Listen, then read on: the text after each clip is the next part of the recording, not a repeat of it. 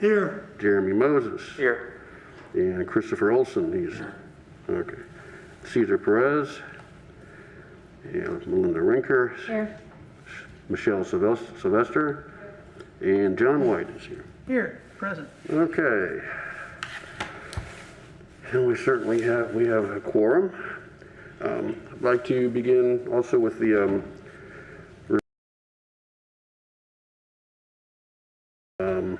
we would love to solicit some more members from our board to help us out. The more, the merrier. Who is on it right now? Currently, it's Jeremy, Cesar, and Melinda. Okay. So one more would be ideal to have an odd number. Yeah. Mm-hmm. Who's interested to help us get good input? There's no heavy lifting, no. And it won't be that time consuming. Are you on it? No. Chris. Okay, great, thank you, Chris.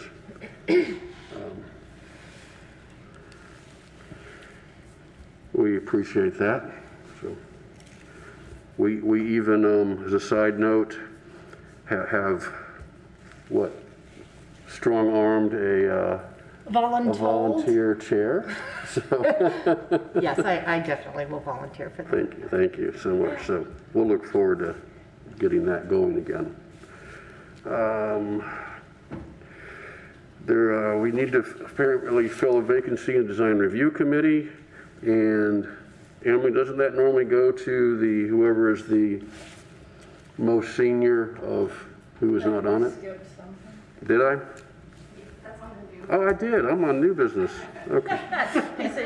I took my glasses off. Emily, would you check your volume is Yeah. low again Okay. this time? Yeah. Update State of Florida matching grant application.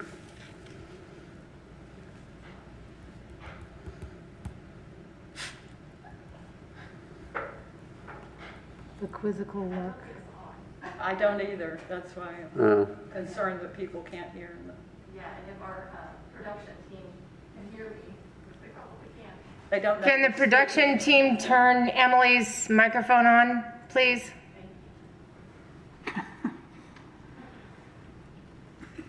I'll get my mask off so my voice will project a little bit better. Okay, so, yeah, we have been asked, back to this.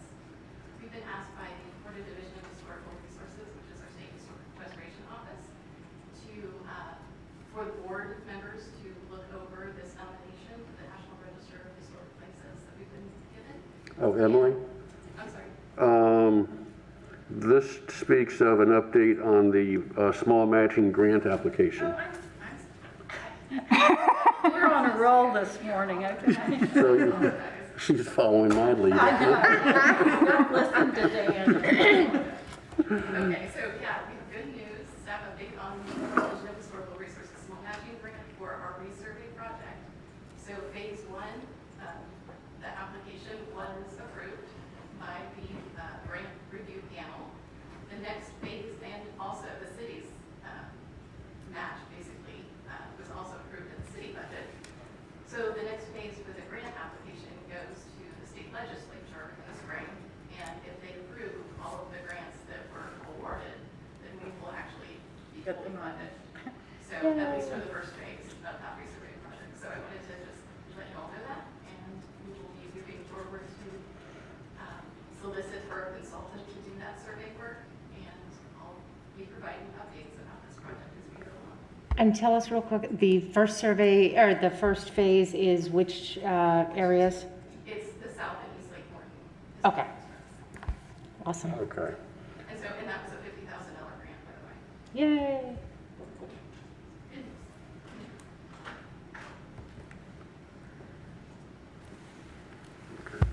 Thank you, Emily. Okay. Okay. We're now on to new business. Okay. And actually, the first item, let's see, is the best item on the agenda. The nomination and election of Historic Preservation Board and Design Review Committee Chair and Vice Chair. So I will open open it up for nominations for those two positions. Do the current ones have to rotate off, or can they be reelected? That would be up to the current ones. In my case, I would like to retire from this position. I will continue unless somebody just wants to. So if Dan is retiring from or resigning from the design review committee, then that means we have two. Oh, I'm sorry. I'm resigning from being the chair of the preservation board. Okay. I'll be happy to continue on the design review committee. So we do have one open position. So we have then one. To answer Landis's question, if you wanted to rotate off of the design review committee, you could, but there's no obligation to do that. I think he was just speaking to the chair and vice chair. Okay. Yeah, So, I like where we are, but Well, thank you, but I see 1, 2, 3, 4, 5, 6, 7 people that can do it better. so can we nominate Lynn to move up to Dan's position? Yes, we can. Okay, If you'd that's like my to do that. nomination. Sorry, I've got to use this Just don't like to microphone. hear me doing the. I get it, Melinda. I just want you next to me. Honestly, I'd rather stay with design review chair Okay. unless somebody objects. Yeah. Okay, no, that's fine. Well, chair of the preservation board, this is the easiest chair. I nominate John White. I second. Thank you. Sold. Will you agree to that, your nomination? Do we have any other nominations? And we have a, I move that we declare it by acclamation. okay, we have a motion to elect John White as chair of the preservation board.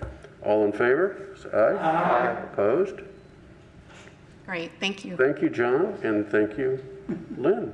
Yeah. Now, as I recall, doesn't this happen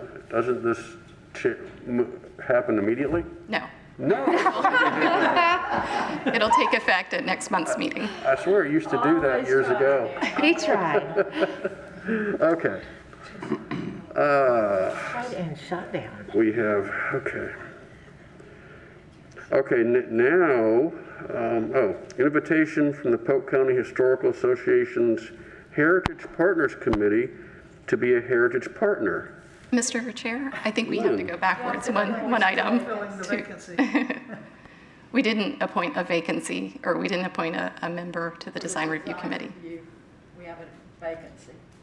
Oh, that's right. I'm sorry.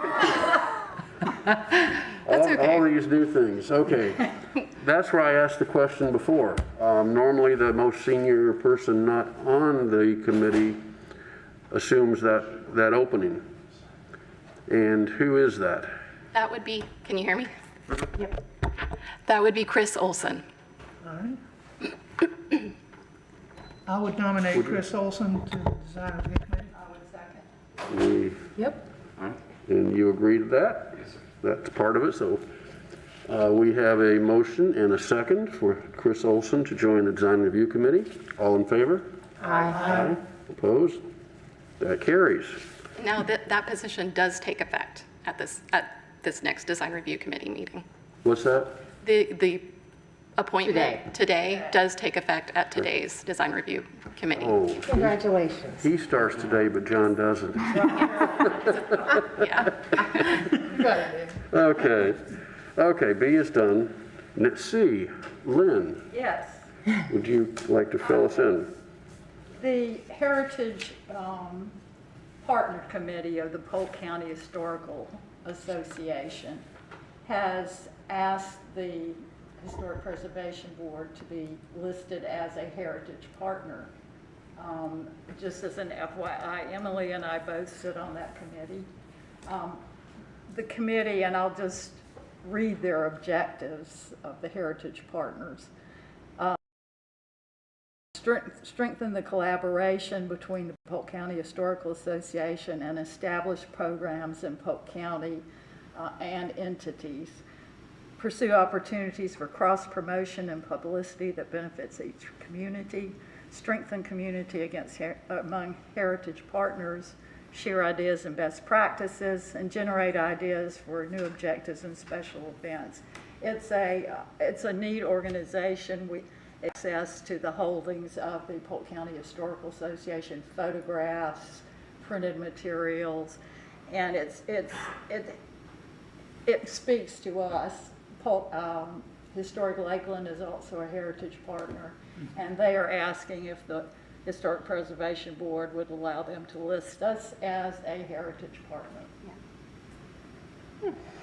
Yeah, and as a result of being listed as a heritage partner, it's not only a good networking connection, just through, to emphasize the history of Polk County, but also they will have a link to the City of Lakeland's Historic Preservation Board website on their website. So it's a central point of information for citizens or visitors to go to find different history organizations. And we also have the opportunity to nominate an individual 75 years or older who has made a significant contribution to the community through some area. It doesn't have to be historic preservation, but through some important endeavor that they have done. So, Yeah. It's a neat program. yeah. Well, to me, So do we need a motion? Okay, I move that we join as an associate of the Polk County. Heritage partner. Right. I'll second that. we have a motion and a second.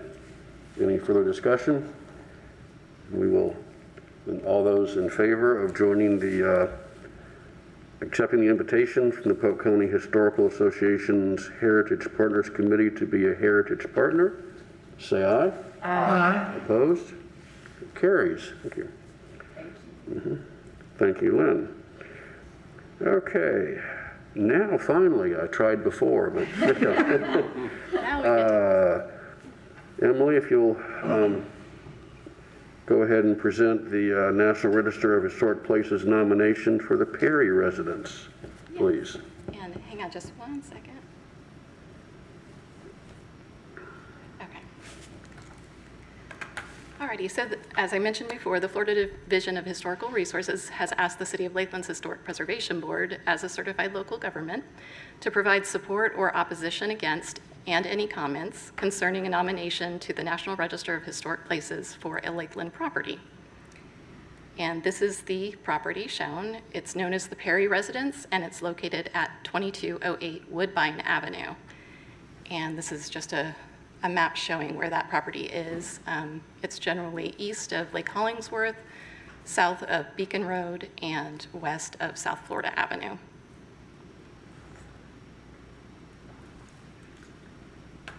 So the Perry House, located at 2208 Woodbine Avenue, is eligible for listing at the local level under National Register Criterion C, Architecture, and for its association with architect Mark Hampton.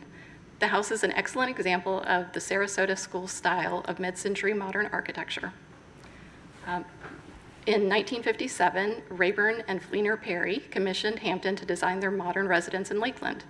The Perrys desired an open plan with a modern appearance in connection to Japanese design principles.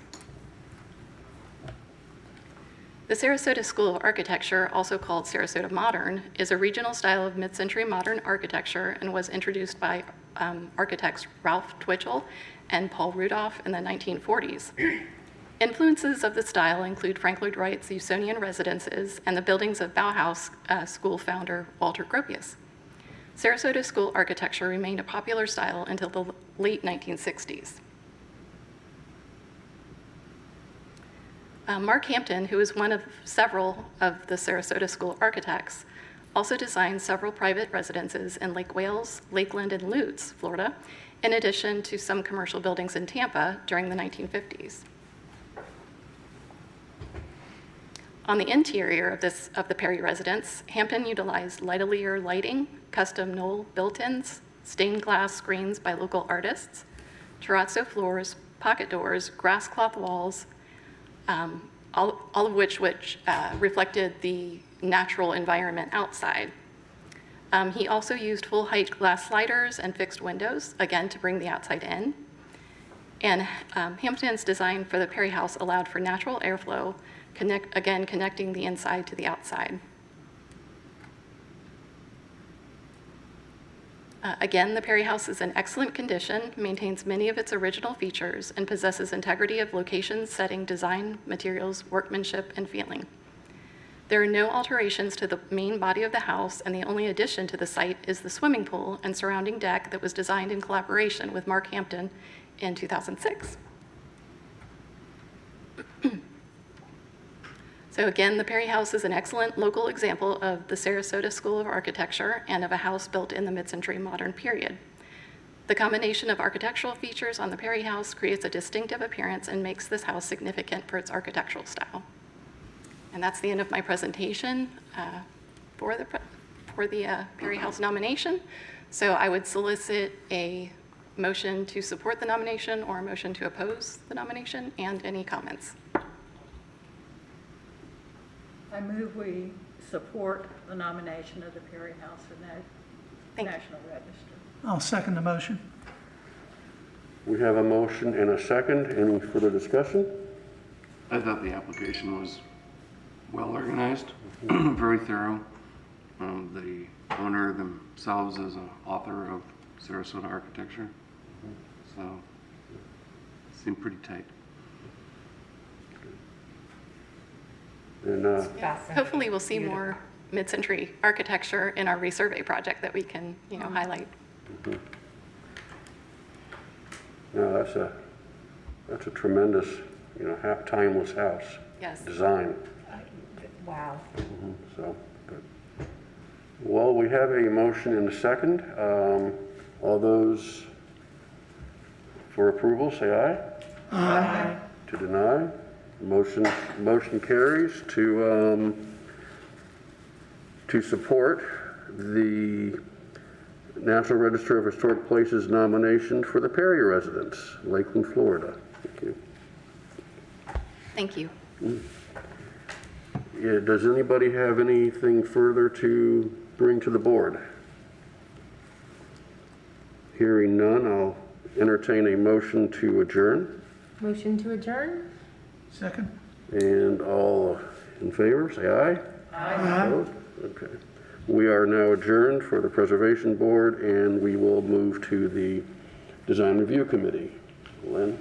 Without further ado, we'll call the Design Review Committee to order and take a roll. Glenn Dennis here, Dan Fowler, Here. Landis Fleming, Here? Jeremy Moses, Here. Chris Olson, Here. Melinda Rinker, here, John White. Present. We are all here. Okay, hopefully you've reviewed the minutes of the July 22nd meeting. Do I hear a motion for approval? I would move that we approve the minutes of the Design Review Committee for July 22nd, 2021. Is there a second? Second. I did notice on E, there was like a copy and paste error on the Hollingsworth Roadhouse because it talks about Mr. Mutz and Michael doesn't own the Hollingsworth Roadhouse. So what? On the meeting minutes from the Hollingsworth Road. Okay. Does that make sense? Yes, we will make that correction. Yeah, thank you.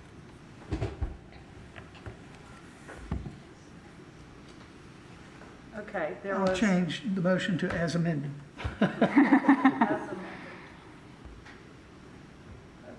don't know why I keep going in and out of this. Yeah.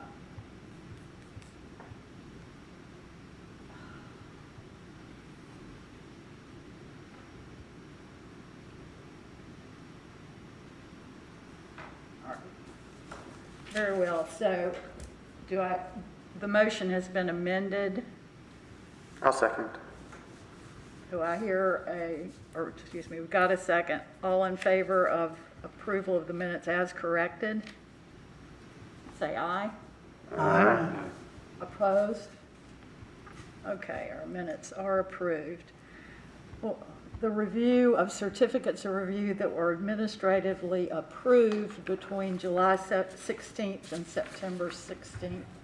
There were 35 cases. Hopefully you've reviewed those. Are there any questions that you have on any of the administratively approved certificates? Very well. We'll move on to the public hearing portion of our meeting for the consideration of certificate of review applications. I would ask Assistant City Attorney Jared Simpson to please administer the oath to all those who'd like to speak to these cases. Good morning, everyone. Because this review of your application is a legal process, we ask that you put under oath if you plan to come down and speak to the board for your application. So if you plan to speak, go ahead and raise your right hand. And do you swear to tell the truth, the whole truth, and nothing but the truth? I do. Thank you. Thanks, Jared. Okay. So we'll move to our first certificate of review for consideration, HPB 21-181, 636 Winfrey Avenue. Final approval is requested for replacement siding on the duplex structure at this address. The owner is 636 Winfrey LLC. The applicant, Mr. Jordan Naples, and Mark Brown Construction. Okay. Are there any conflicts on the committee? Very well. Emily, may we have the staff report and recommendation? Yes, Madam Chairman.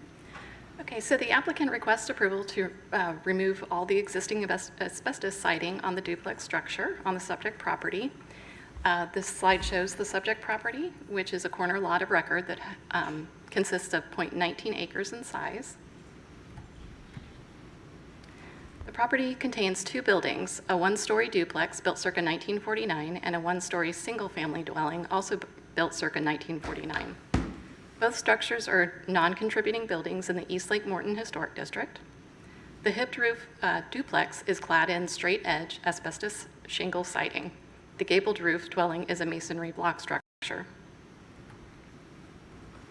The applicant requests to remove all existing asbestos siding on the duplex structure only and replace with hardy plank lap siding.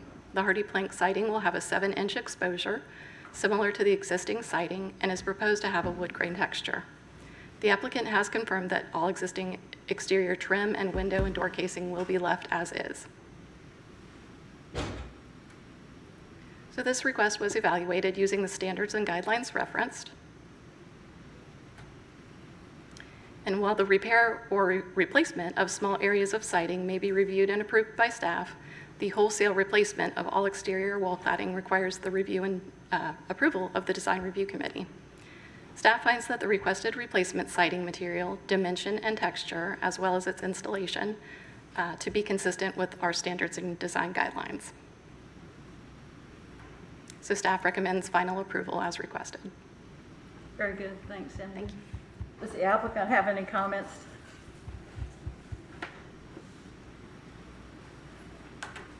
Good morning. So I do want to mention one thing. If we chose to replace the window and door trim with a similar material in the same style, like if you will, if you go back to one of those pictures, it's almost like a H-style way of trimming it out with the windowsill. Would that be allowed? Per the design guidelines, as long as you replicated the appearance using in-kind materials in the same dimension and profile, then that would be acceptable. Okay. Yeah. That's all my comments. Okay. Emily, could that be staff approved? Yes. Okay. Very well. Thank you. Are there any comments from the public? And I'm sorry, could you state your name and address for the record? Yeah, my name's Jordan Apples. I work for Mark Brown Construction. Thank you. Thank you for correcting my pronunciation. That was a tricky one. Okay, any questions from committee? Just as far as the asbestos, you're going to be doing whatever is required by law in the Correct. asbestos? Yeah, we're going to perform the abatement and That's- submit a county notice. And what? Submit a county notice that we're doing the work. Okay, thank you. Very well, thank you. That will close the public comment portion. I'll now move to the committee. You care to discuss any further the applicant Yes, the current home, the asbestos siding has more of a shingle appearance as opposed to a horizontal lap siding appearance. I feel it should be replaced with a more similar looking material. James Hardy has a Hardy shingle, fiber cement that looks much closer, replicates the existing, as well as a GAF has one. So I would recommend that it would be replaced with a shingle style siding, which would maintain the current character of the home. That's hard to see, but I'm seeing it now that you said that. Yeah. And that still has the corner board, so that butts up to it. Is that what I'm seeing? That's correct. Is there an issue for you in using the Hardy shingle? To be honest with you, ma'am, it's 6 one way, half a dozen the other. Any other comments? Okay, do I hear a motion? Well, I would move approval of the request with the caveat that a shingle style siding be used to replace the existing. As I mentioned, the James Hardy shingle fiber cement straight siding is one option. The GAF 2213,000, it's 2213000 WG fiber cement siding shingle is another, and I'm sure there's probably more, but I know those two would do a good job replicating that. So I would move approval based on the use of those two or an equal material. Dan, would you add the trim to your motion too, please? And that what the existing trim be maintained Or, no, or be replicated. be replicated to Yeah. the replacement. I thought that was in there, but No, that was us. already, but in any event, yes, and existing trim detailing be maintained. I'll second the motion. Any further discussion? Yes, would this allow the staff to approve it if they use one of these? Yes. Is there a significant price difference in the plain versus the shingle look, or? I don't know, the gentleman said it didn't matter. Okay. I mean, I would think they were much more similar anyway, but yeah. I would think if a problem arises, it could come back for reconsideration, so Thank bear you. that in mind, Okay, okay? Well, the Hardy plank is also fiber cement, correct? that's correct. So yeah, it's going to be a wash probably, just a different That's what style. I'm thinking, just in case, just so he Yeah. knows he has an I option. mean, yeah, they're already proposing a great material, so. Yeah. Okay, here, no further discussion, we'll take a vote. Lynn Dennis for the motion, Dan Fowler, For the motion? Landis Fleming, 4, Jeremy Moses, For the motion. Chris Olson, Or Melinda Rinker, and John White. for the motion. Okay, you are approved. Thank Thank you you very much. Appreciate it. Next, we have HPB 21-182, 412 West Patterson Street. Final approval requested for the new construction of a single-family house proposed at this address. Owner applicant, Waypoint Homes of Florida LLC. Are there any conflicts on the board, or on the committee? Hearing none. Staff report and recommendation, Emily. Thank you. Okay, so the subject property is a vacant platted lot in the Dixieland Historic District and has alley access to the rear. The lot measures 50 feet wide by 130 feet deep and consists of 0.15 acres. And this is just a photo showing the vacant lot. The proposed new construction is a one-story single-family house with approximately 2,008 square feet of living area. The house features a bungalow aesthetic with a gable-on-hip roof at the front of the house and a hipped roof at the rear. Also featured is a full-width front porch supported by tapered columns on plinths with a window in the front gable.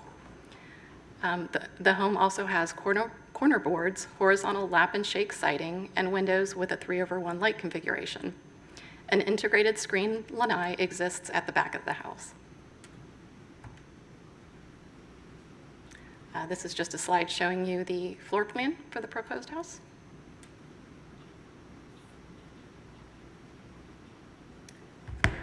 Materials proposed for the new house include a concrete stem wall foundation raised 26 inches above grade. A stucco brick finish will be used on the foundation. Hardy board lap siding is to be used on the house with hardy shake siding in the front gable. The window material was not specified, but the windows will be single hung sash units with a 3/1 light configuration. The material for the exterior doors was not specified, but the front door style will be a half light 2-panel door, and the rear door will be a single French door. Also, a 6-panel solid door will be used on the rear elevation for a storage room. Asphalt architectural shingles will be used on the 6/12 pitch roof. And the front porch will have a concrete floor and steps and tapered columns on plinths with a stucco brick finish. And this was the exterior paint palette that was provided, and it is acceptable.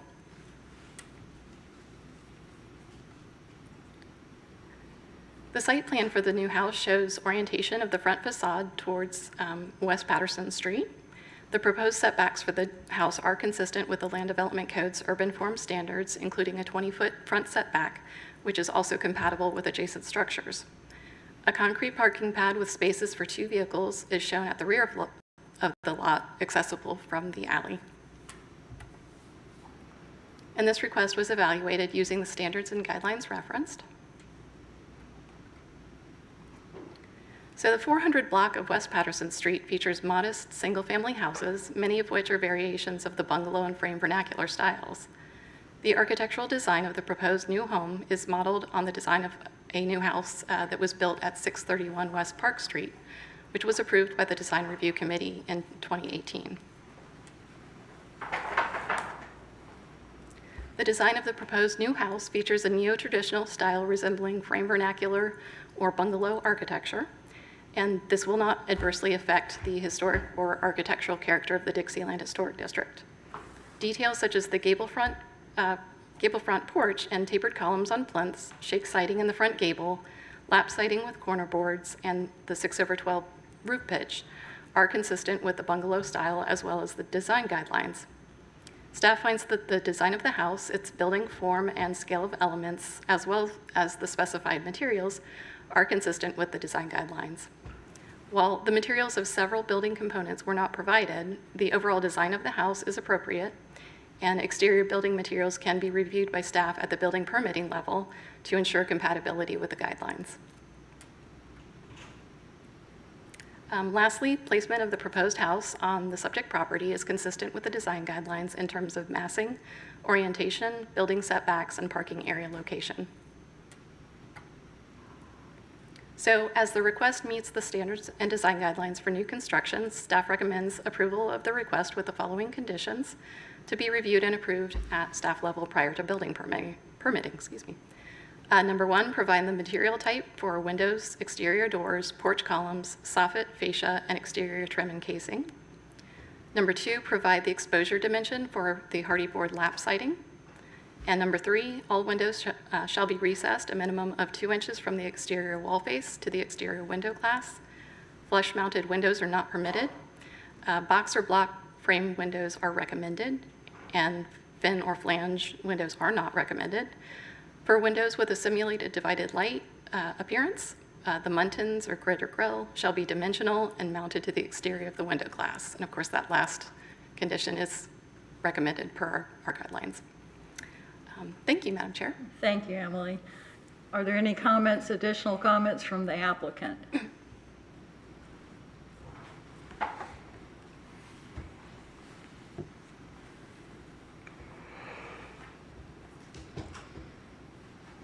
Good Good morning, Michael Peoples. I'm the applicant. I don't have any comments, but I'll stand for any questions you may have. Are there any questions from the public? All right, from the committee?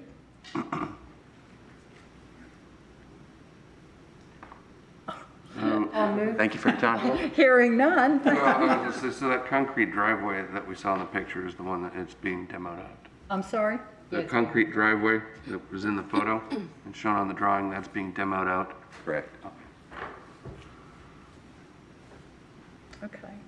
Any other questions or comments? If not, we'll close the public hearing portion of this and move to committee discussion. Is there discussion among the committee members? I have a question for Emily. Regarding the 20-foot setback, it says it's compatible with adjacent structures. Yeah. Is it the same, exact same as adjacent structures? If memory serves, I think they varied from about 19 feet to 25 feet. And I measured both the structures on either side of this subject property as well as across the street. So it fits within that range. It's not the exact same. It's not what we're seeing elsewhere in the city where the new structures are significantly in front of the adjacent. Right. Thank you. And this home actually had, I think, the initial submittal for preliminary review had a 15-foot setback. So I did ask to move it back by 5 feet. Great. Thanks for that. So it's now set back how far? 20 feet? Oh, okay. The picture shows 15. Any further discussion among the committee members? Is this showing an 8-foot front porch? I couldn't note that. Let's go back to the floor plan. Yes, it is. All right.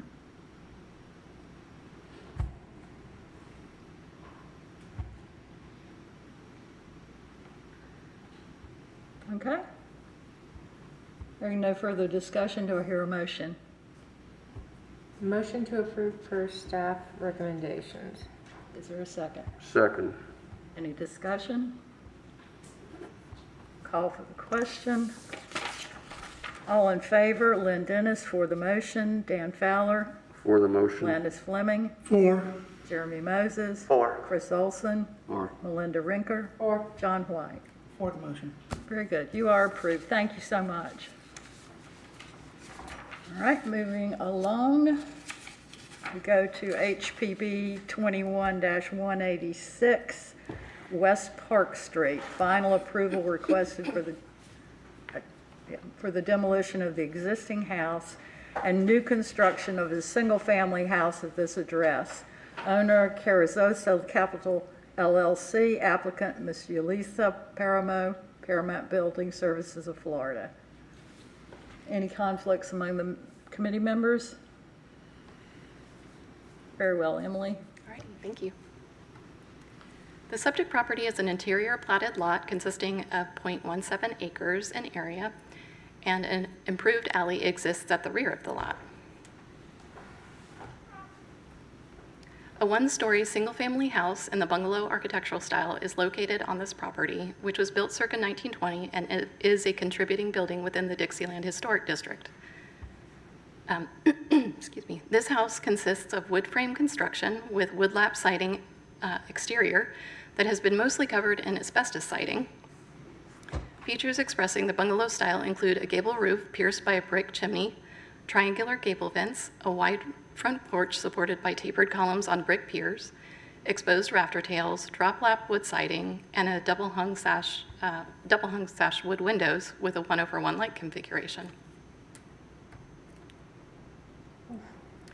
A shed-roofed building addition exists on the rear elevation of the house that was likely added in the 1930s. The front porch has been screened. Aside from the asbestos siding, the house retains much of its original architectural integrity.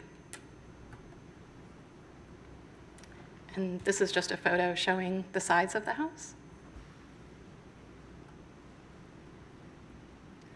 The property owner obtained the subject property in April 2021, and the house is not currently occupied. However, the house had been occupied continuously since at least 1974 when the previous owner purchased it.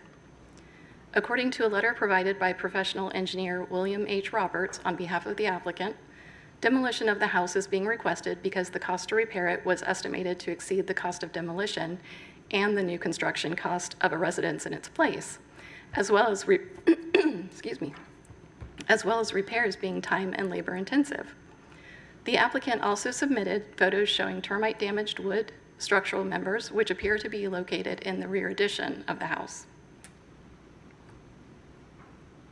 And again, this is just photographs evidencing that termite damage. If the request for demolition is approved, the applicant proposes to build a one-story single-family house on the subject property with 1,586 square feet of living area as the replacement structure. The new house will reflect a bungalow-styled appearance with a front gabled roof and front porch supported by square columns on brick piers. Design elements include a raised foundation, triangular gable vent, and windows with a 1/1 light configuration. Again, this is just a floor plan slide. So materials for the proposed new house will include a concrete stem wall foundation raised 21 inches above grade and clad in a smooth texture stucco, hardy plank lap siding with cedar mill wood crane texture and a 6-inch exposure, as well as hardy panel vertical siding in the front gable. Hardy trim smooth boards will be used for the trim, casing, and frieze board. Vinyl single hung sash windows with a 1/1 light configuration. A fiberglass quarter light front door and a 2-panel solid rear door. Asphalt architectural shingles on a 5/12 pitch roof with a vinyl triangular gable vent. Hardy fascia and vented soffit. The front porch will have a finished concrete floor and steps. Columns will be constructed out of hardy trim and will sit on brick plinths. And an acceptable exterior paint color palette was submitted, and those paint colors are shown at the bottom of the screen there.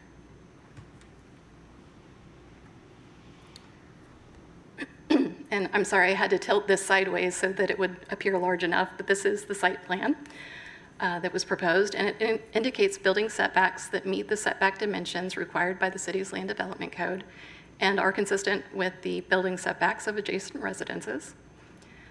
While a parking area with 2 spaces is proposed at the rear of the lot with access to the alley, which is usually what we recommend, this parking area is not needed due to an existing gravel driveway apron and curb cut at the eastern side of the front yard. The gravel driveway will need to be improved with concrete paving, however. This request was evaluated using the standards and guidelines referenced. So regarding demolition considerations number 1 and 2, staff finds that the subject house is a contributing building within the Dixieland Historic District as it represents the bungalow architectural style, was built during the district's period of significance, and for its association with the Florida land boom era. While the architectural details of this house are relatively simple, the design reflects a transition from the simpler frame vernacular houses built in Lakeland between 1880 and 1920 to the popular and more decorative craftsman bungalow houses built in the later 1920s.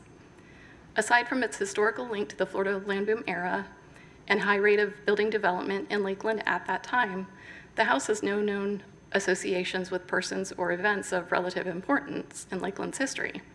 However, its original owner, Hugh Cox, was a carpenter according to historical records, and likely applied his trade to not only the subject house, but perhaps also contributed to the construction of some of Lakeland's buildings.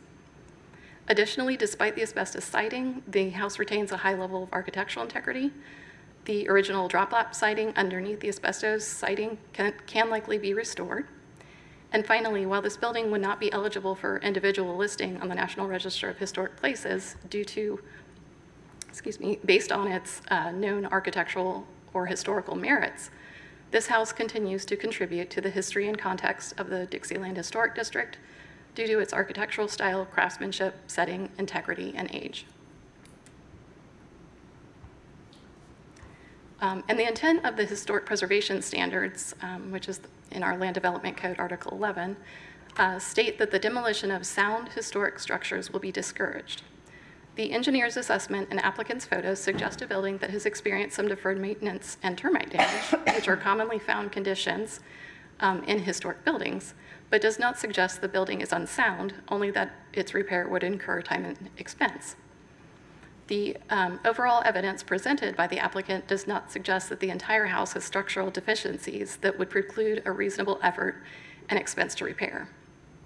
In fact, as the rear addition to the house appears to have the most significant damage to its roof excuse me, and interior walls, staff suggests the removal of this addition and replacement with a compatible new rear addition instead of demolition of the entire house.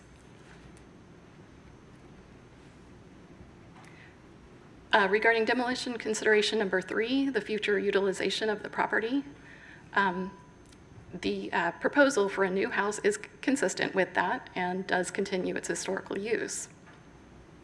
Staff finds the design of the new house with its bungalow form, scale, massing, architectural details, and materials to be consistent with the design guidelines and compatible with adjacent houses.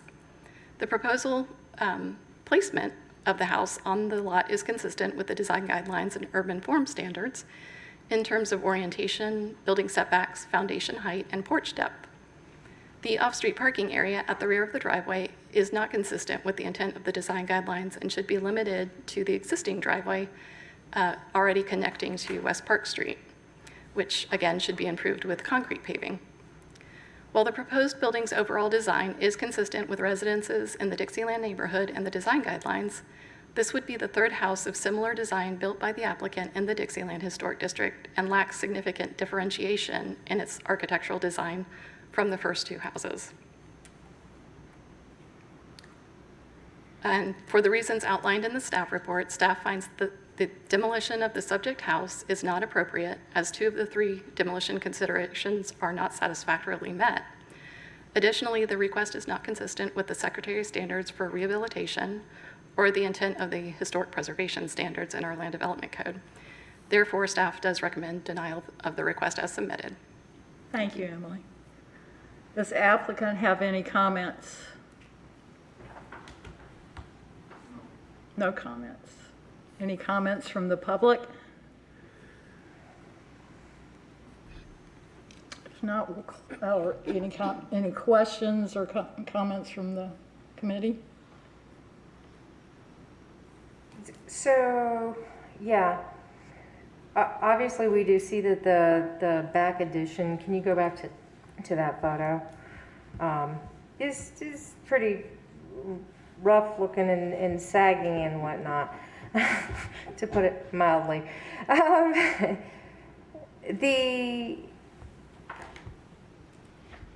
Okay, while the rest of the house is not beautiful per se, it does appear like it can be fixed. It can, you know, we just did, you know, structural stuff under a house we own. You know, there are things that can be done. And you said this house had been lived in prior to this, and from the 70s at least on? Yeah, and even before then, I found evidence that, you know, that it had been continuously occupied since it was built.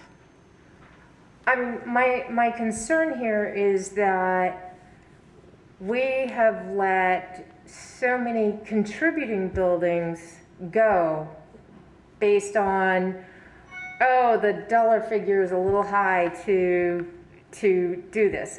But I have seen where dollar figure is stated very high, and you walk in and you go, wait a minute, you know, and so I'm concerned that we're going to be losing another contributing building because somebody doesn't want to take the time to fix it up. Yes, fixing it up takes time and it takes money, but it can be done.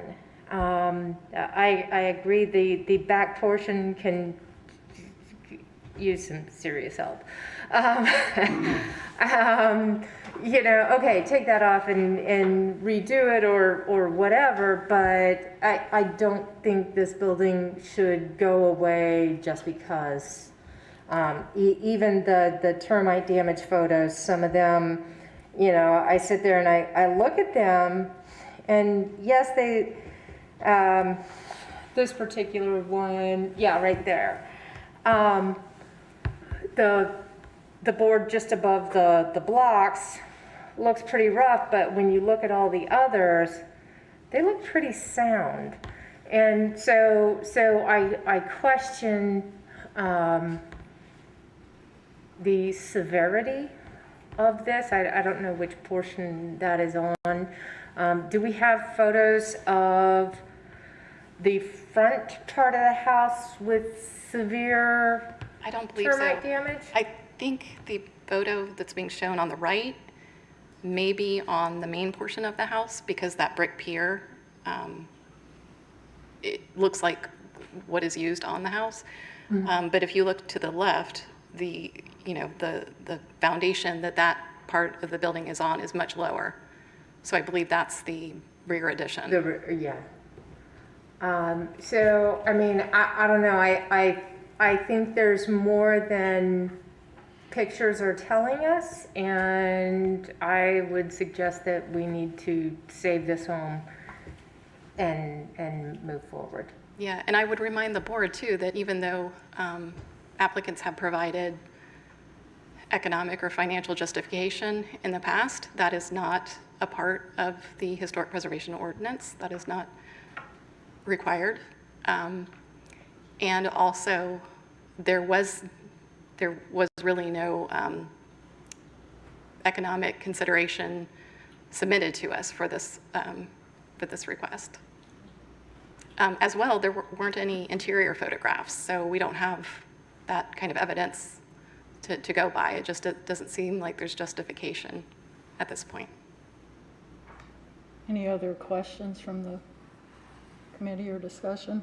I mean, I'd like to add to that, if we're doing resubmit too, is, make the front porch at least look more like the original front porch, right?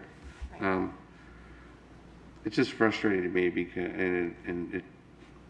the legacy on these homes, right? I mean, it's the previous owner's issue for not maintaining and keeping it. Sometimes people just let them slide into neglect, thinking they can get them to be torn down and intentionally, right? When it was cheaper to fix in the first place. It's just frustrating. And then, usually these come in with somebody who's purchased it, right? And then trying to salvage at that point. So you can't hang anything on them. That's just what they got to deal with, so. Exactly. It's trying to get people on the front end, and so many times it's the property's been involved as a business venture and they're trying to turn it. It's easier to put up a new house and get a better price than investing the money into rehabbing it. Mm-hmm. And it's ultimately the responsibility of the person buying the house to do the research to see, oh, there's termite damage and I may not get approval to demo it. Yeah, exactly. There's an educational piece here. I feel more sympathetic to the individual who goes in, maybe thinks, something rather than a business going in and buying up properties and doing something. And if you've renovated old houses before, there's always unexpected damage. That's just a given. Just put $25,000 aside to fix your problems. Really? I just spent $30,000 on foundation. So, on a house that looked fantastic until we started crawling under it. So believe me, I know those unexpected, holy smoke moments, Do we have, go back, the front of the house, is that a fence panel in?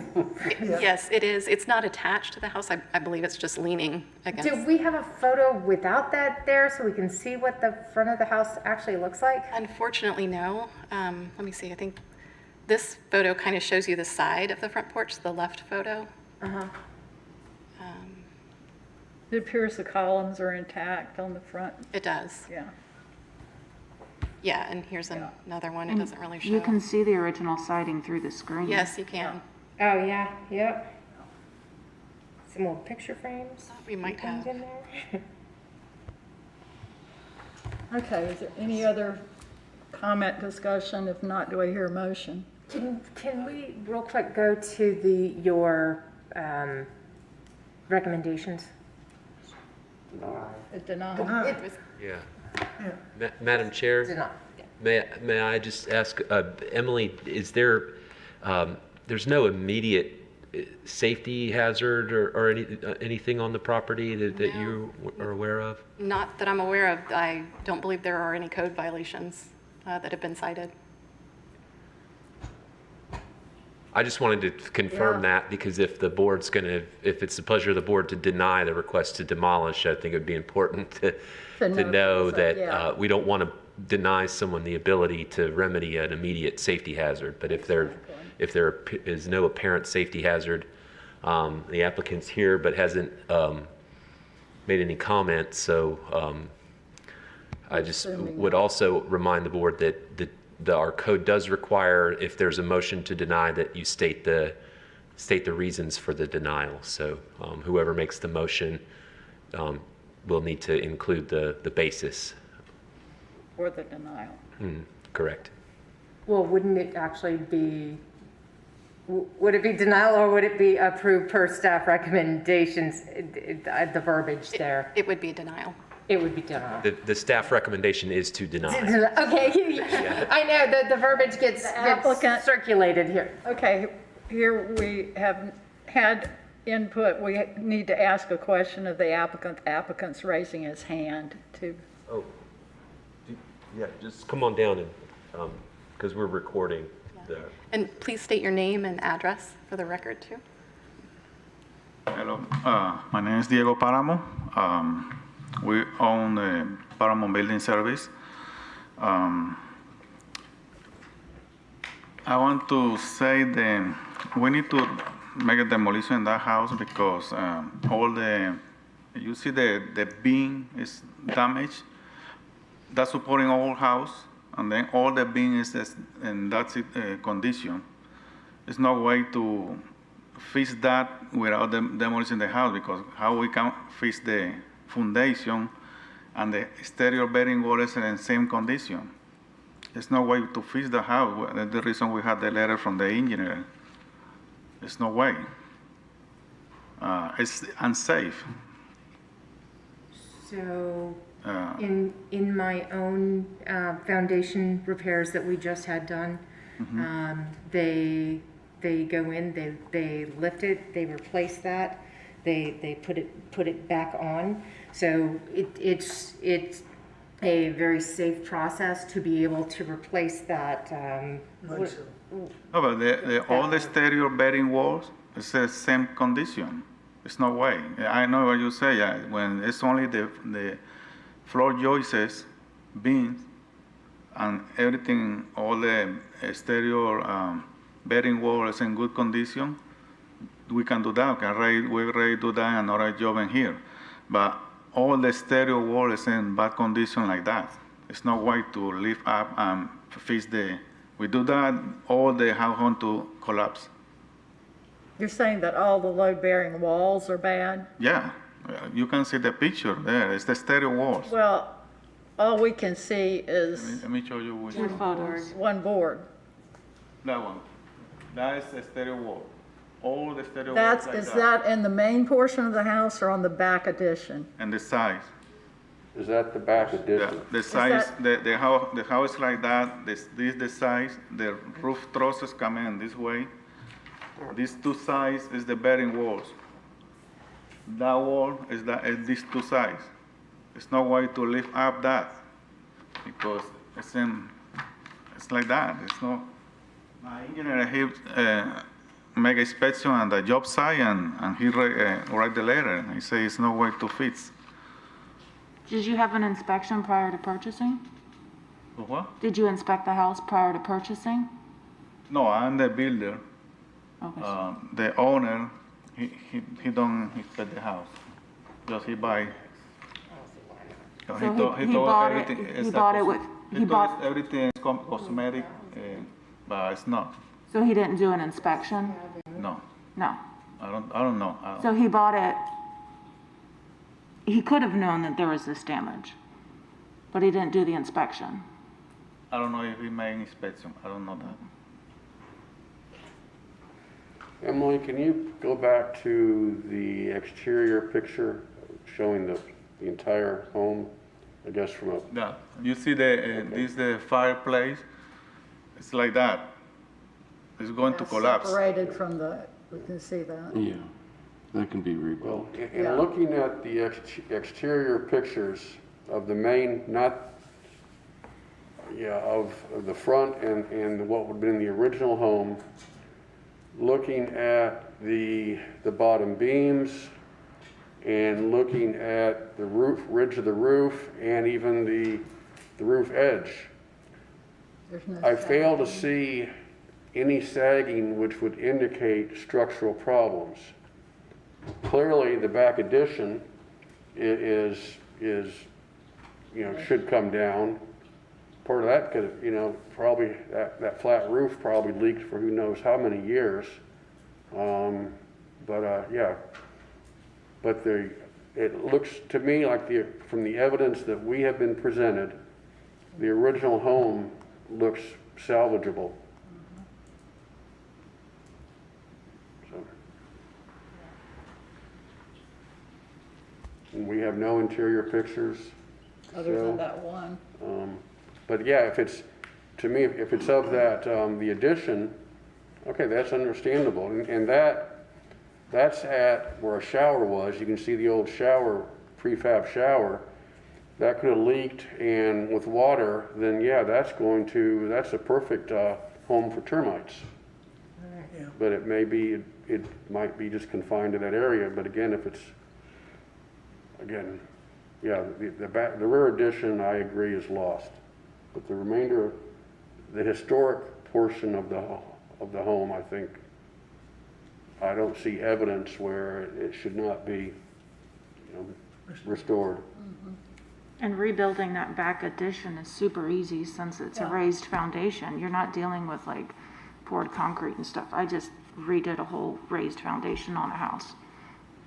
I didn't, but I paid a lot of money for someone to do it. And it would be an opportunity to even expand the house if they wanted to. You can continue right off that gable. But I'm with Dan, you look at the main portion of the house, there's no evidence of sagging, either on the roof line, any of the lower areas. That structurally, from appearance-wise, it seems certainly salvageable. I can have more picture from inside and from the interior. Well, we have to beams. work with what we were presented at this time for this application, correct?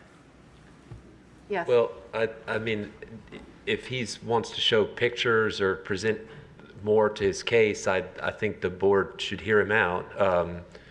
If it's not something that he submitted with his application, then we might have some difficulty getting it into our record files. But I mean, he's here and he's presenting his side, so I think the board should hear what he has to say. So are you saying we would have the option to continue it to the next meeting, asking for additional?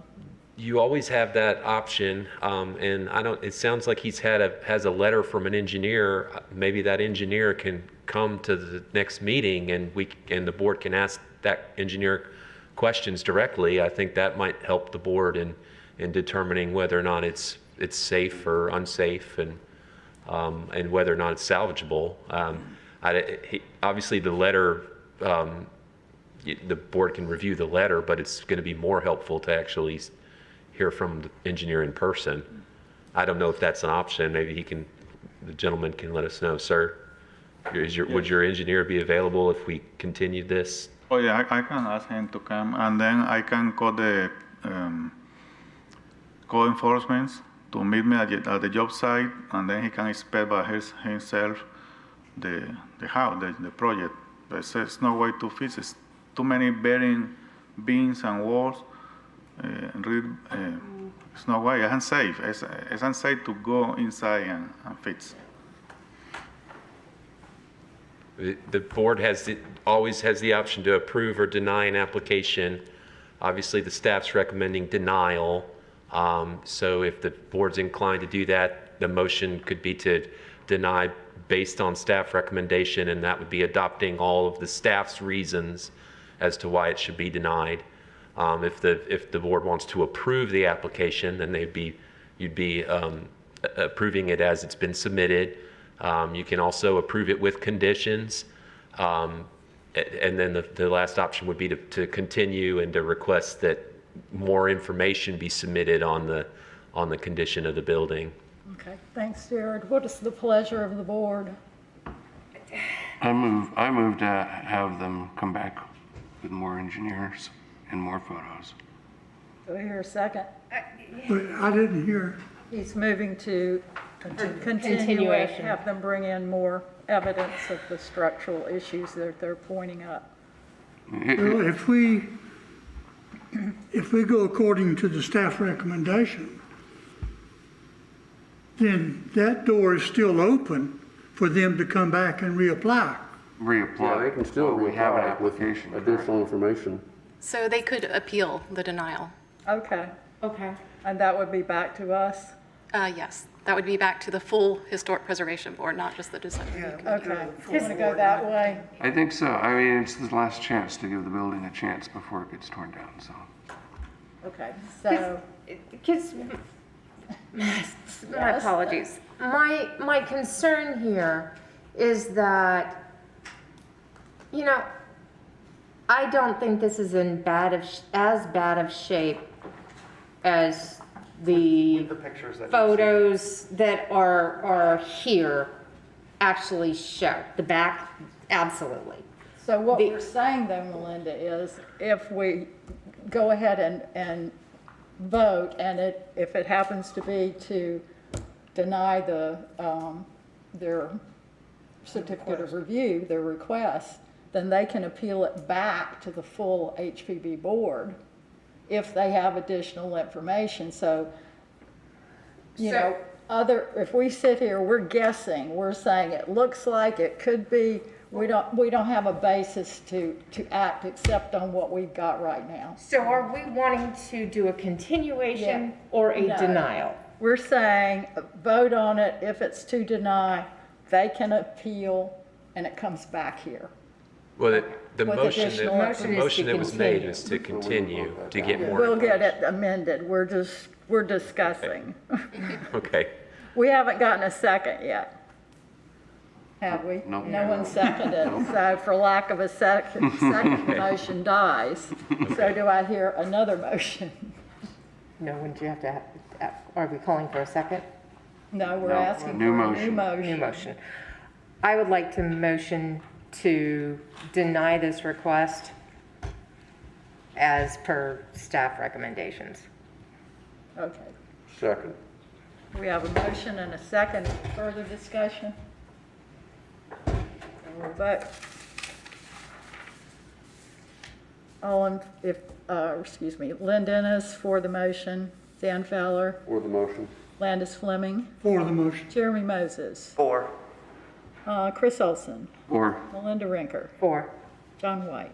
For the motion. Motion passes. So the request is denied. You have the right to appeal it, and it will come back to the full board, not just the design review committee.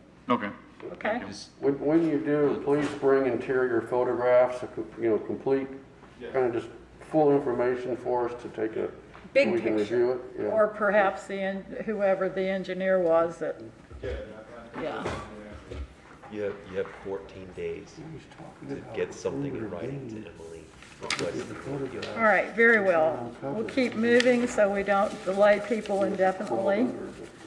Next case is HPB 21-187, 610 West Hancock Street. Final approval requested for the new installation of a paved driveway in the front yard of the subject property.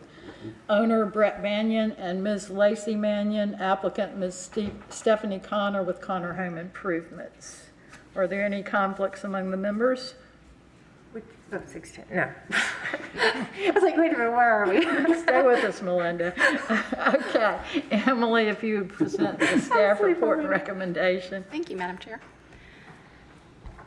The subject property is an interior lot of record that is 0.15 acres in size. And this property contains a one-story single-family house built in 2002, which is a non-contributing building in the Dixieland Historic District.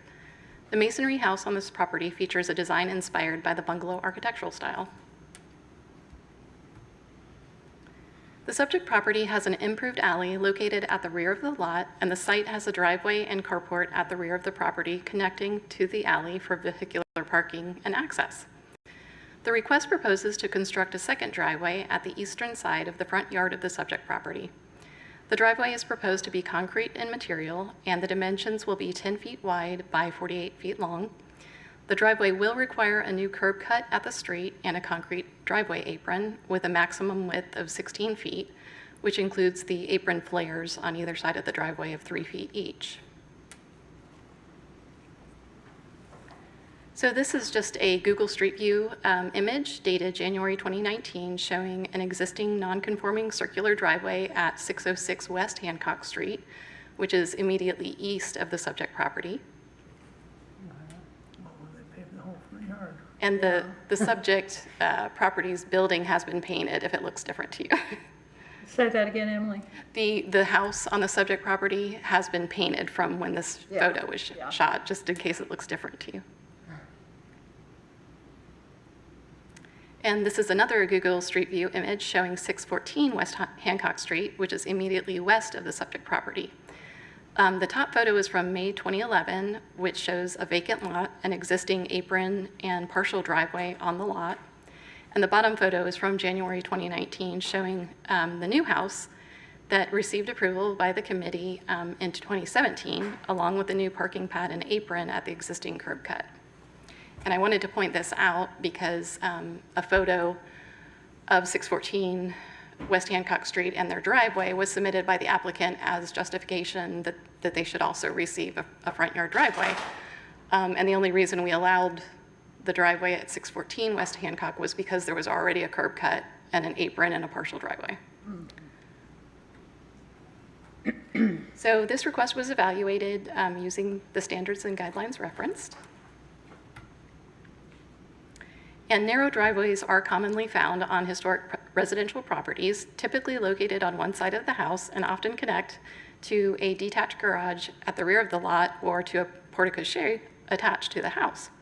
However, for single-family residential infill construction on lots with access to an improved alley, it has been the practice of the committee and staff to locate a new driveway and parking area at the rear of the lot, connecting to the alley in order to provide the required 2 off-street parking spaces.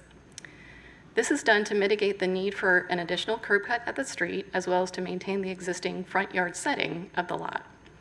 Additionally, the intent of the Land Development Code standards pertaining to off-street parking is for only 1 driveway or parking area, not 2 or more.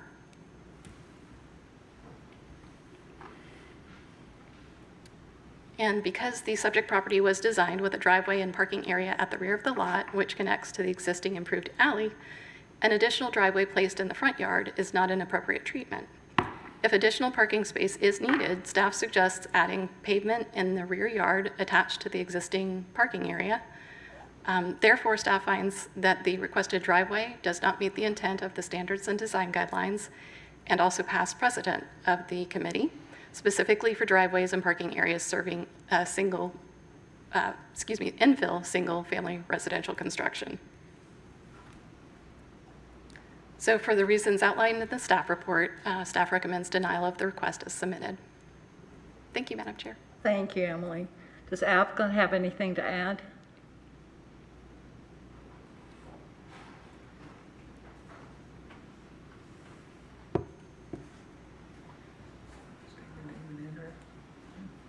I should have asked for any conflicts on the board. Committee. Hello.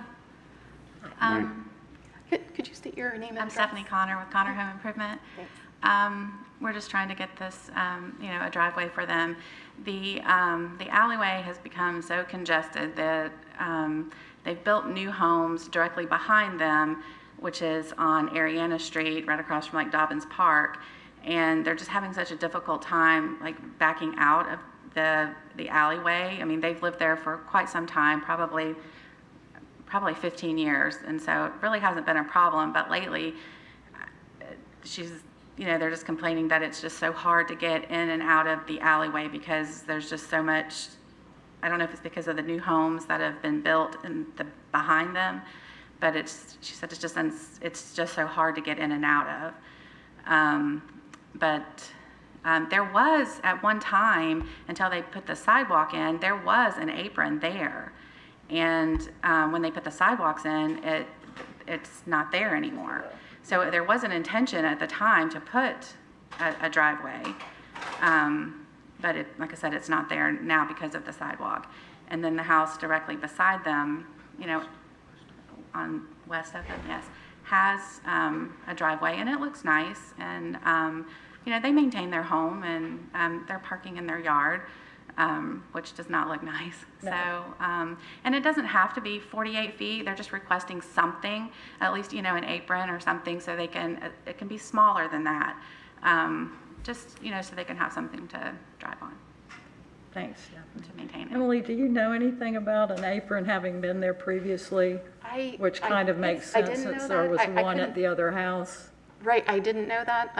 I couldn't tell from I just used the Google Street View images to look at the... Prior to the sidewalk, there was an apron there, and when they came in, they removed it and put the sidewalk in, and then there was no apron. So there was one there when their house was built. Okay. And, but like I said, when they put the sidewalk in, it was removed. But, I don't know how many. Yeah. Yeah. And I think because of the whole sidewalk issue, that's what's obscured this. But like I said, it makes sense when right down the street you had a curb cut. Yeah, I can see what she's saying. There. Yeah. A curb cut Yeah, to the yeah. west to the east of that Mailbox, yeah.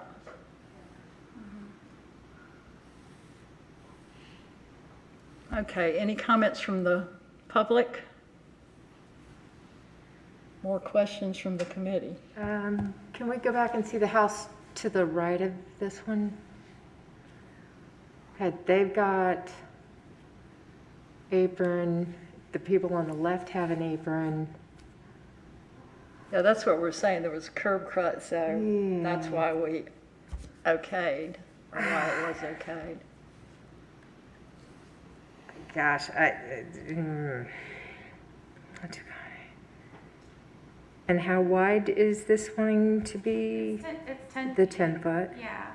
And like I said, it doesn't have to be 48 feet. I mean, I was just, we really weren't sure. Just, they just want something to be able to park a car on. So they're not parking on their grass. On the grass. Emily, do the engineering standards allow curb cuts narrower than 16 feet? I don't believe so. I think that's the narrowest. So they don't have a standard that would be more appropriate for our historic districts?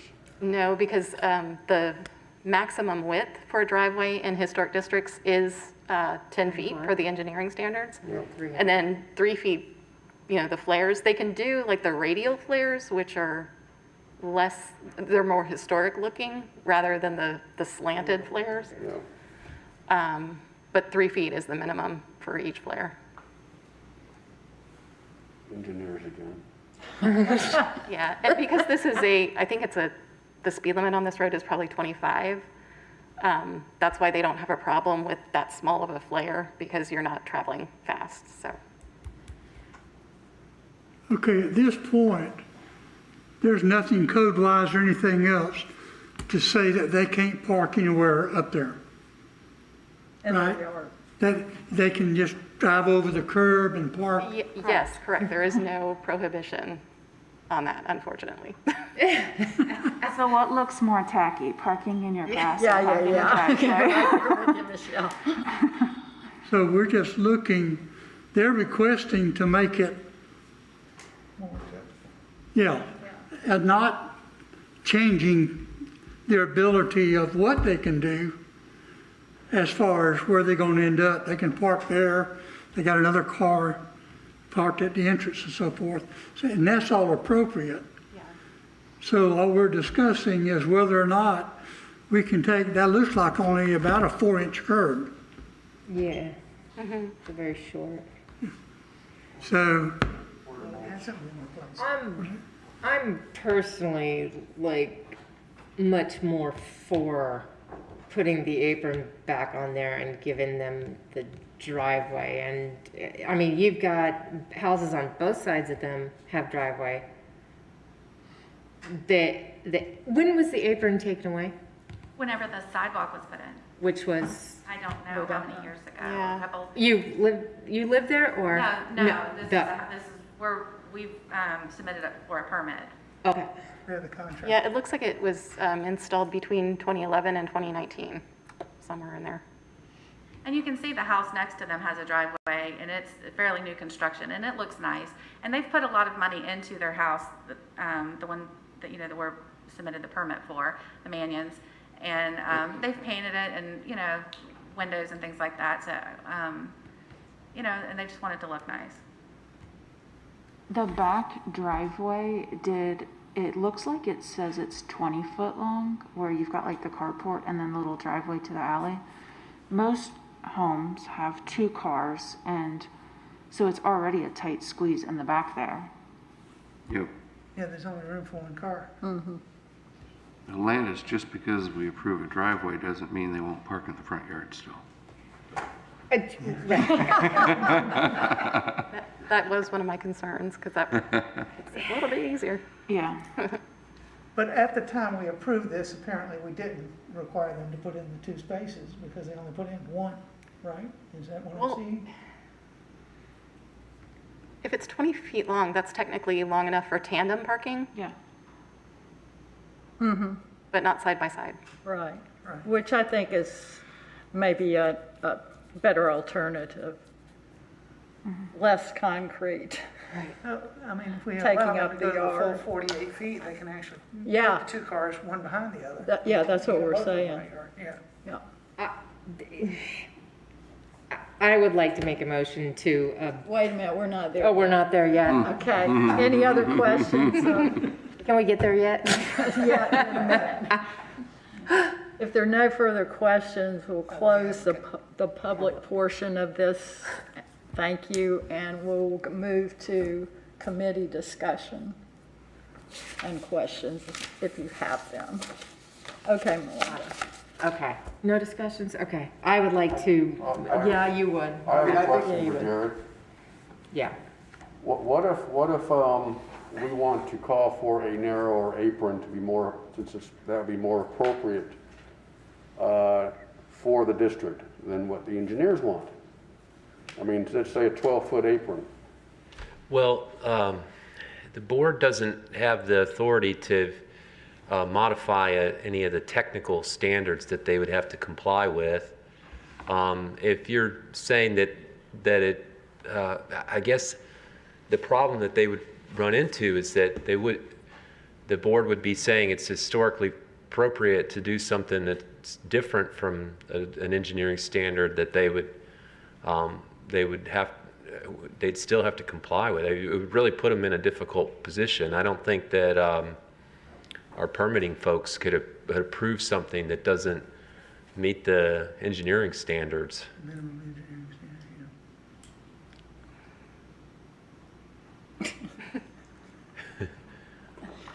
Your hands are tied, Dan. It's kind of similar to if the board wanted to, try to modify the building code or something like that, it's a little bit outside of the purview. So what is the problem with having the 16-foot here? Is there a problem with the 3 foot on either side of that 10-foot? Is there a positioning issue? No, it's just trying to be more consistent with our older neighborhoods, where Yeah. they're narrower. Yeah. The other driveway that we looked at, what are the dimensions? Look how huge that is. Huh? Play basketball on that thing. Do we know what the, Oh, just go forward. I don't know what those Just go dimensions are. forward. But I know the driveway dimension is 10 feet, but I don't know what the driveway apron is 10 feet. Dan, what are you guessing Yeah, it's 16. it's 16? Yeah, it's ridiculous. Well, in the grand scheme of things, it's not so bad. I'm more impacted about what's closest to what I would call the house lot, where the house is sitting, the grass, the car, rather than I'll what show the, street side. this is, on the opposite side of the street a little bit Yeah. further west, and those are, you see the historic ribbon driveway that's there with the, And that's, that's probably narrower than 16 feet, I would say. Absolutely. Yeah. And that has the radial driveway, the one on the left side, excuse me. yeah. Well, the one on the right doesn't look like it's 10 feet wide either. But then again, here's the other thing. It's a historic neighborhood, but as in certain restoration architects will say, you make that which is not historic evident that it is not part of the historic reference. And a slight variation of the driveway and a new build construction makes sense. So there's another line of reasoning. Okay, but who would know that? We will. 1% at the most? I would. Why don't you go ahead and I'm make a trying to motion so we satisfy the so we move? architect over here. Yeah. I think Melinda wants to make a motion. We would be Move happy forward. to. I would like to make the motion to approve this driveway as per this picture here. Per the I'll second. request. What? Per the request. Per the request, yes, that's the word, verbiage. Okay, we have a second. Is there any further discussion? Do we Hearing, need to say anything about them having to beef up the sidewalk? Because it'll crack as soon as they drive across it. Yeah. That's all part of, That's not our problem. Yeah. Okay, that engineers will take care it of would that. be nice if we could, do that. And I'm sorry, who seconded the motion? Huh? Who seconded the motion? No one yet. Who did? Jeremy, who seconded the motion? I heard it. Somebody. I did. Oh, Landis. Okay. Landis. Thank you. Sorry. It's the mask. It's the masks. It's the masks. Very well. Okay. Now, hearing no further discussion, we will take a vote. All in favor, Lynn Dennis for the motion, Dan Fowler, For the motion.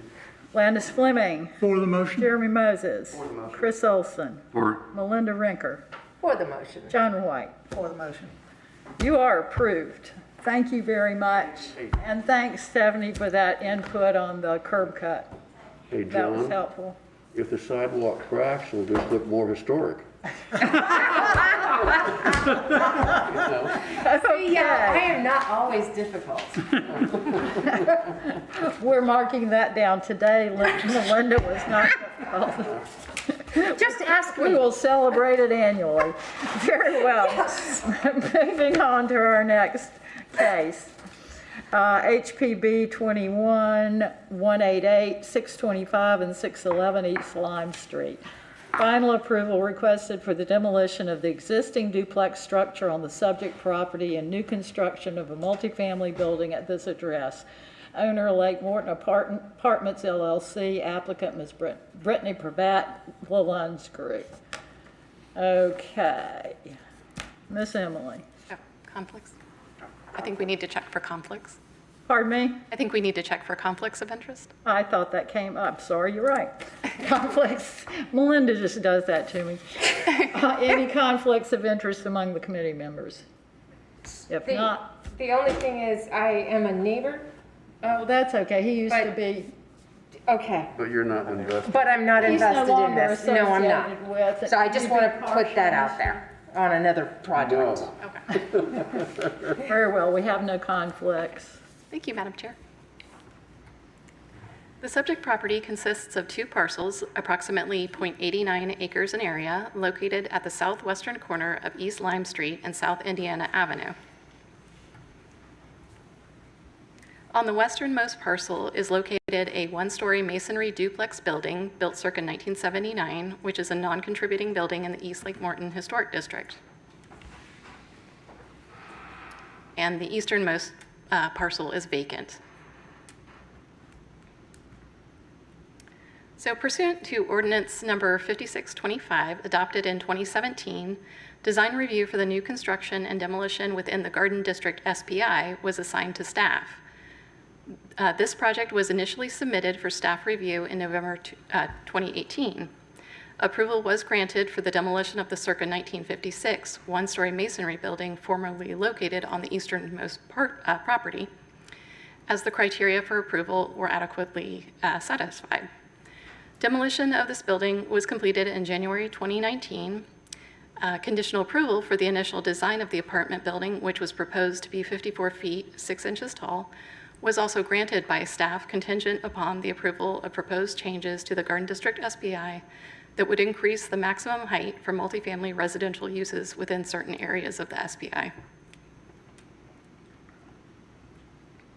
As approved by City Commission on January 7, 2019, Ordinance number 5756 amended the Garden District SPI to reestablish design review for demolition and new construction to the Historic Preservation Board's Design Review Committee, and provided a 60 feet height bonus for buildings in certain sub-districts of the Garden District. The subject property, however, was removed from consideration for the 60 feet height bonus following opposition from adjacent residential property owners. The City Commission approved multifamily uses in O1 zoning to be built to a maximum height of 40 feet instead of the 36 feet required by the city's land development code, and this 40 feet maximum height applies to the subject properties. A design proposal and site plan for a 4-story apartment building was approved with conditions by the DRC in February 2019, but was not built. The approved building consisted of 40 units with a total floor area of 41,300 square feet. The maximum height of the building was 40 feet, measured from the finished ground floor to the top of the cornice parapet. The design of the building was contemporary stylistically, with horizontal massing featuring a combination of cladding materials, colors, modern fenestration, and a parapet with a stepped cornice. The approved site plan provided an internal parking lot on the west and south sides of the subject property containing 36 spaces, enclosed with a black decorative metal fence. So since the project approval in 2019, the additional parcel to the west has been acquired and the design of the 4-story apartment building has been revised to include the additional land area. Demolition of the existing building on the western parcel is requested to accommodate the redesigned multifamily building and site layout. So the new proposal is a 4-story building containing 48 dwelling units with a total floor area of 45,000 square feet. The height of the building was not stated in the application, but is anticipated to be shared by the applicant today. The design of the building reflects a neo-traditional aesthetic with roof shapes, porch, balcony, and window design, and several cladding materials, all of which imitate the appearance of historical architectural styles, such as frame vernacular and bungalow. The horizontal massing of the building is broken by projecting porches, banding created by siding materials and paint color, and roof eaves with a wide overhang. The east and west sides of the building are punctuated by an angular projection on each side that serves the entrances to the building, while also providing visual interest to the large gable on these ends of the building.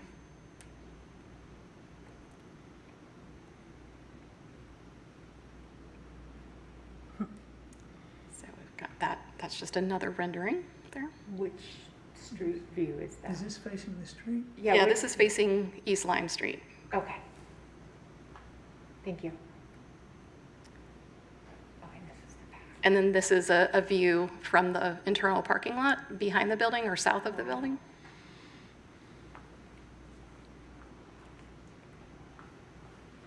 And then I just included the elevation drawings.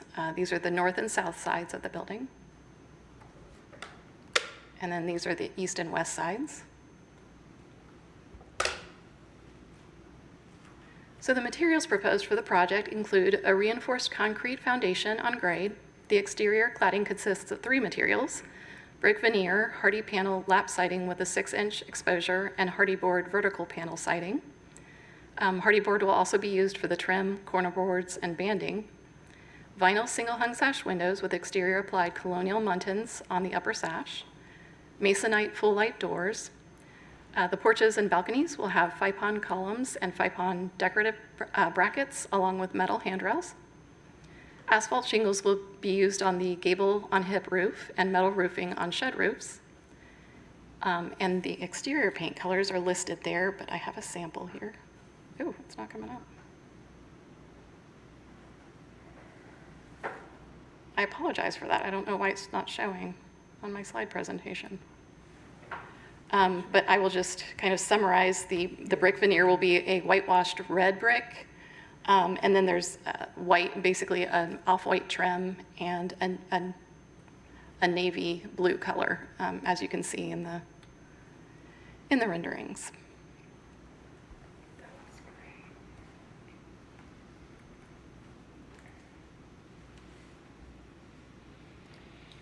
All right. I think I might be having technical issues. It is showing up on our pads. Okay, you got that. Because my next slide was supposed to show the site plan, and it's also not, it's blanking out. I don't know why. But I will just mention, if you'll reference your site plan on your tablets, the building is oriented towards East Lime Street with the bulk of the massing running parallel to East Lime Street frontage. An internal parking lot was located south of the building, and it is proposed to contain 60 spaces. The building setback dimensions indicated on the site plan are consistent with the development standards for the O1 zoning and urban neighborhood context subdistrict. Buildings in this zoning district, as well as in the subdistrict 2 of the Garden District SPR, are limited to a maximum height of 40 feet. And the request was evaluated using the regulations, standards, and guidelines referenced. Oh my goodness. What is wrong with my PowerPoint? I don't know, but the connection is slow, I can tell you that. Yeah, let me just flip through here. Yeah, it looks like my next couple of slides are not coming through, so I'm going to flip back so that we can reference the demolition of the existing building on the site. So regarding that request for demolition, the subject building is a non-contributing building. Let me just go back to that. In the historic district, it does not feature a recognized historical architectural style and was constructed after the period of significance in the district. The architectural details of this building are common and simple in design and could easily be replicated. Staff finds that this building is not eligible for historic designation individually or as part of a local historic district or on the National Register of Historic Places. As a plan for redevelopment of the subject properties and a new structure has been proposed by the applicant, staff finds that the demolition request is consistent with the LDC demolition considerations and therefore appropriate. And let me go to our current new building here. Staff finds that the proposed multifamily apartment building meets the intent of the standards and design guidelines in terms of scale, massing, materials, orientation, setbacks, fenestration, both fenestration size and alignment, and neo-traditional design. The architectural ornamentation and details of the building are a contemporary interpretation of the architectural heritage of the East Lake Morton Historic District. Additionally, the porches, balconies, and angular projections at the east and west ends of the building help soften the massing of the building and avoid a monolithic horizontal plane on the north and south elevation walls. And this should have been a site plan. Please also look at this and also reference your site plan. Due to the topography of the site, which it has a pretty steep incline, the height of the building, and the inclusion of porches with a knee wall on the ground floor of the building, staff finds that the guideline recommending a minimum 21-inch raised foundation is not necessary. Also, due to the location of the subject property in the Garden District SPI and its designation as a redevelopment area by the city, the guideline recommending an infill building be no taller than 1 floor higher than adjacent structures is not applicable. Finally, the pedestrian connections between the building and the street, as well as the location and screening of the parking area behind the building, are appropriate and consistent with the design guidelines. So as just one final note, the proposal has not received comments or approval by the city's development review team, or DRT as we call them, and DRT comments may affect site and architectural design. In addition, as the mean height of this building was not provided by the writing of the staff report, if the building height is over 40 feet, a variance or administrative adjustment approved by the Planning and Zoning Board or its planning staff will be required. Therefore, conceptual approval of the proposed building design and site plan is recommended with final review and approval by the DRC to occur once the DRT has granted approval and a variance or administrative adjustment if necessary, is approved for the height of the proposed building. And staff acknowledges that there are varied building heights in the vicinity of the subject properties, and that the previous building approved for the site was 40 feet in mean height. Okay, and I think my staff recommendation actually came through. I don't know what's going on. So this is a two-part staff recommendation. Number one, staff recommends final approval for the demolition of the existing duplex structure on the subject properties. And number two, staff recommends conceptual approval for the proposed new multifamily building with the following conditions. First of all, ensure that window casing has a dimensional drip cap, sill, and apron, and that windows have a recessed appearance to provide a shadow line within the wall plane. B, use either flat panel 5V crimp or true standing seam metal roofing where a metal roof is indicated. And C, if applicable, provide details on any fence or wall enclosing the parking area. Thank you, Madam Chair. Thank you, Emily. I'm sorry for the technical difficulties on the Not a problem. PowerPoint. Very well. Does the applicant have anything they'd like to add, Brittany?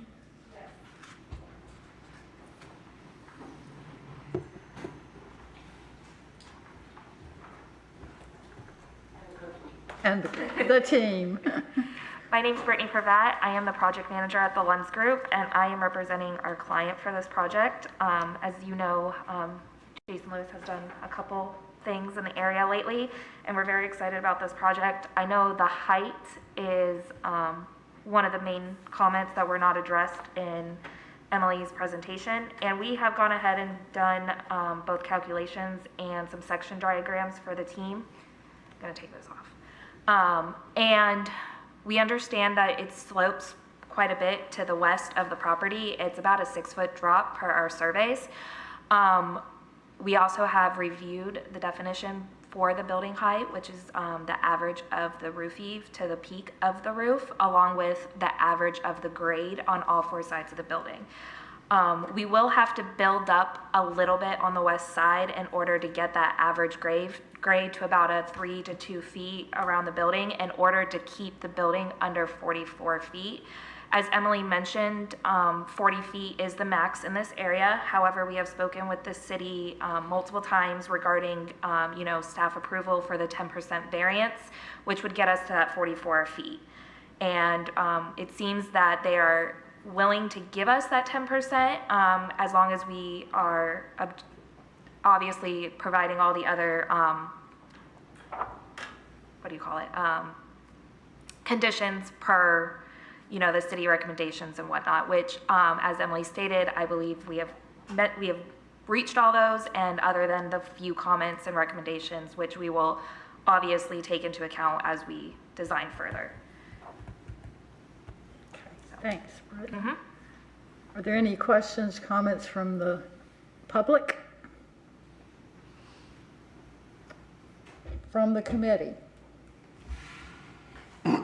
Parking spaces. How many apartments, 1-bedroom, how many 2-bedroom, and how many parking spaces? There are 60 parking spaces at the moment. There are 48 units. There are 8 2-bedrooms, 40 1-bedrooms. So 1.5 parking spaces times 8 is a 12 parking spaces there. And then 40. And 40, so 52, okay. Oh, over there, okay. I had a question similar around, it looks like the, most of the homes along Lake Morton there all have rear parking or rear access currently, and some of them don't look like they're gonna have use or access any longer. They will. Those are all, we're not touching any of those access points for those rear parking spaces at all. It's not part of his property in any way. Actually, the one is an easement that was part of the main parcel, and we're leaving that easement for those homes. So what does that look like? Is that those 2 parking spots behind the house are gonna be left open so they can drive through your parking lot? It's not in our parking lot. I wish I had a better image of it. There's a bit of a roadway right there, and it's actually,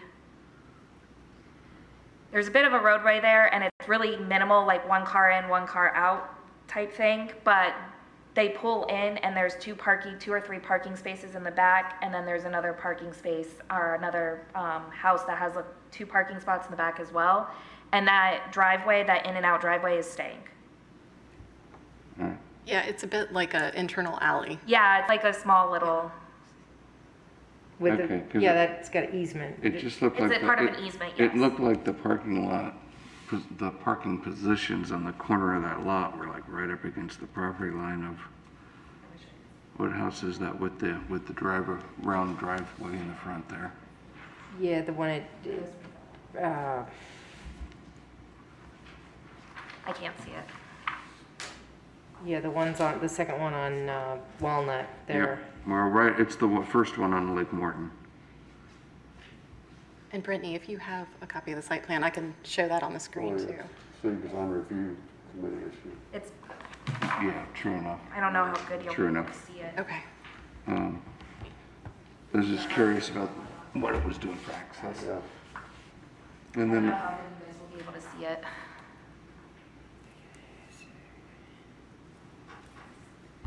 it's really light. It is really Yeah, late. it's really light, but yeah. So anyway, You were discussing the one at the very bottom to the south, correct? the first one on Lake Morton Drive, after you come around the corner. That one up there on the left, on the west? Brittany, do you want to point? Yes.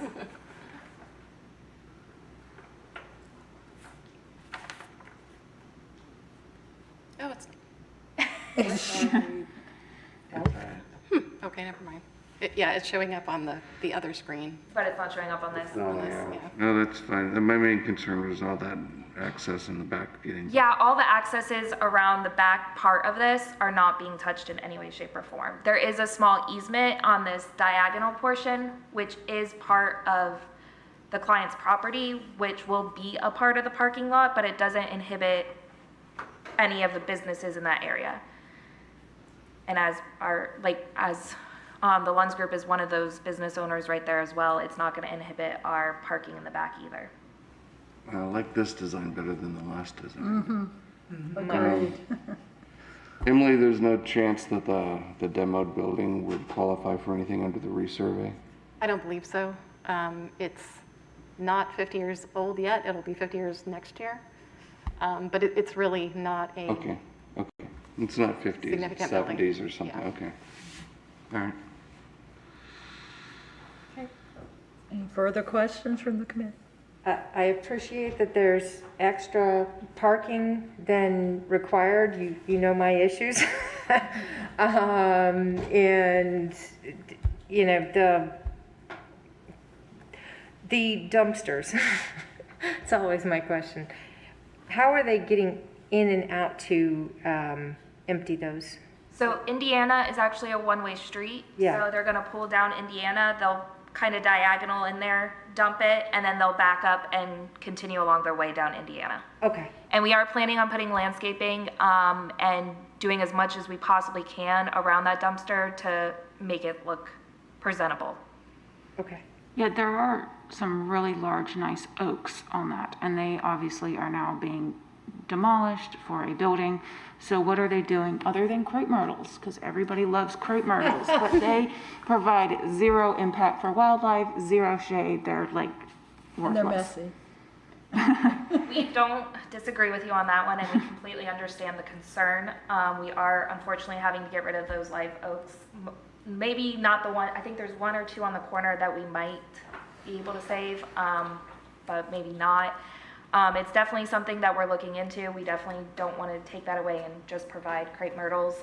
It is something that we will be discussing. We have a landscape architect on this job who we will be working closely with, you know, to do the mitigation And of they us can taking out those trees. pull a lot of ideas from the city, because the city actually does a decent job, other than the 7 trillion crepe myrtles, but their arborist is great. I've talked to him many a times.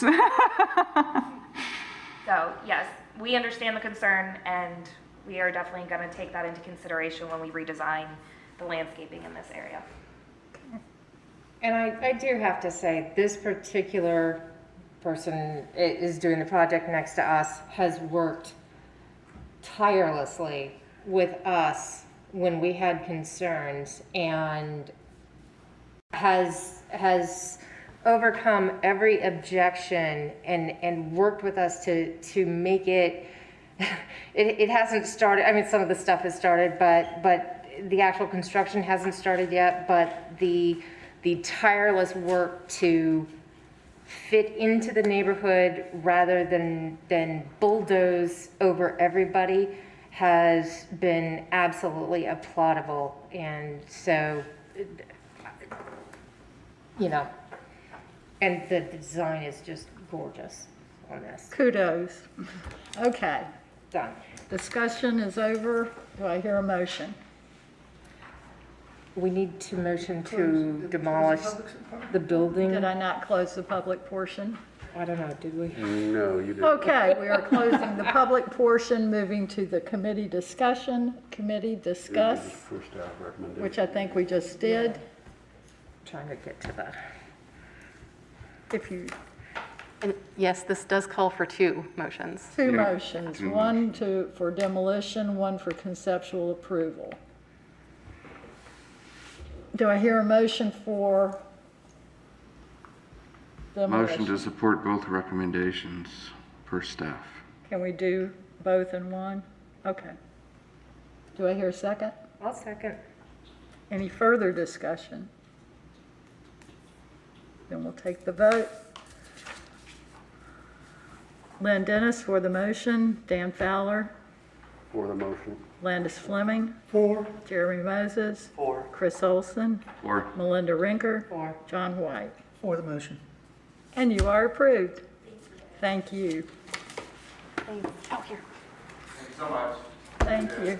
Thank you, Emily. this meeting's been Well, a proof of, it takes a village, doesn't it? that's true, but we're entertaining also, as opposed to some other city committee. I think we get an award. Okay, is there any further business? I Did move we for consider adjournment. 188? Pardon me? Second that. 188 still here. What, did I miss Okay. one? No, they put the pictures before Oh, okay. Yeah, yeah. All the right, I'm thing, which caught me off guard. I was like, We're good. Yeah, I was That's why I go confused. from paper. I'm sorry. Not a problem. Okay, clearly there is no additional business unless John's going to try to make some for us. So do I hear a motion for approval? I mean for dismissal, adjournment, whatever. Dan motioned, I seconded it all. Okay, very well. All in favor of the motion to adjourn? Aye. Opposed? We are adjourned.